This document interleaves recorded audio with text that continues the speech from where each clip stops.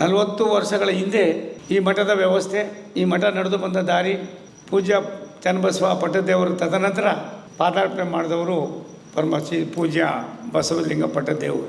ಇಡೀ ವಿಶ್ವದಲ್ಲಿ ಅನಾಥ ಮಕ್ಕಳಿಗೆ ಧ್ವನಿ ಇಲ್ಲದ, ಆಸರೆ ಇಲ್ಲದ ಸಮಾನತೆಯನ್ನು ಕೊಡಬೇಕು ಅನ್ನುವ ದೂರದೃಷ್ಟಿಯಿಂದ 45-50 ವರ್ಷದ ಅವರ ಶ್ರಮ ನನ್ನ ಕಣ್ಣು ಮುಂದೆಯೇ ಫಲ ಕೊಟ್ಟಿದೆ ಅಂದರೆ ಅವರನ್ನು ನಾನು ದೈವ ಸಂಭೂತರು ಅಂತ ಅನ್ನೋ ಮಾತನ್ನು ತುಂಬ ಹೃದಯದಿಂದ ಹೇಳೋದಕ್ಕೆ ಇಷ್ಟಪಡ್ತೀನಿ.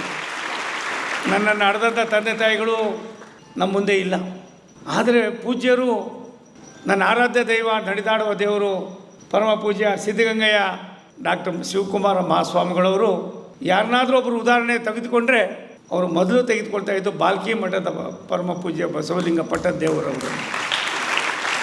ನೀನಲ್ಲಿ ಹೋಗು ನೋಡು ಆ ಶ್ರೀಗಳವರ ಚಿಂತನೆಗಳು. ತಾವು ಕುಳಿತುಕೊಂಡು ಜ್ಞಾನದಲ್ಲಿ ಕುಳಿತು ತದನಂತರ ಬರೆಯತಕ್ಕಂಥ ಲೇಖನಿಗಳು ವಿಶ್ವವಿಖ್ಯಾತಿಯಾಗಿದೆ. ಅದನ್ನು ಓದೋದಕ್ಕೆ ಪ್ರಿಂಟ್ ಆಗ್ತಾ ಇದ್ದಂಗೆ ಭಕ್ತರು ಕಾಯ್ತಾ ಇರ್ತಾರೆ. ನನಗನ್ನಿಸ್ತದೆ ದೇವರನ್ನು ನಾವ್ಯಾರೂ ನೋಡೋಕ್ಕೆ ಸಾಧ್ಯತೆ ಇಲ್ಲ. ಇಂಥ ಪುಣ್ಯಾತ್ಮರು ನಮಗೆ ದೈವ ಸ್ವರೂಪಿಗಳಾಗಿ ಕೇವಲ 45-50 ವರ್ಷದಲ್ಲಿ ವಿಶ್ವದ ಭೂಪಟದಲ್ಲಿ ಬಾಲ್ಕಿ ಮಠ ಸಮಾನತೆಯ ವ್ಯವಸ್ಥೆಯಲ್ಲಿ ಆಸರೆ ಇಲ್ಲದ ಸಹಸ್ರಾರು ಕುಟುಂಬಗಳಿಗೆ ಬೀದಿಯಲ್ಲಿ, ತಿಪ್ಪೆಗುಂಡಿಯಲ್ಲಿ, ರೋಡ್ನಲ್ಲಿ ಕೆಲವಾರು ಮಕ್ಕಳನ್ನು ಬಿಟ್ಟು ಹೋದಂಥ ಸಂದರ್ಭದಲ್ಲಿ ಆ ಮಕ್ಕಳು ಕೂಡ ಈ ರಾಷ್ಟ್ರದ ಮುಖ್ಯವಾಹಿನಿಗೆ ಹೋಗಬೇಕು ಅಂತ 50 ವರ್ಷದ ಹಿಂದೆ ತೀರ್ಮಾನ ಮಾಡಿದಂಥ ಈ ಮಠ ಒಂದೊಂದು ಕಲ್ಲಿನಲ್ಲಿ, ಒಂದೊಂದು ಗೋಡೆಯಲ್ಲೂ ಕೂಡ ಪೂಜ್ಯ ಶ್ರೀಗಳವರ ತಪಸ್ಸಿನ ಫಲ.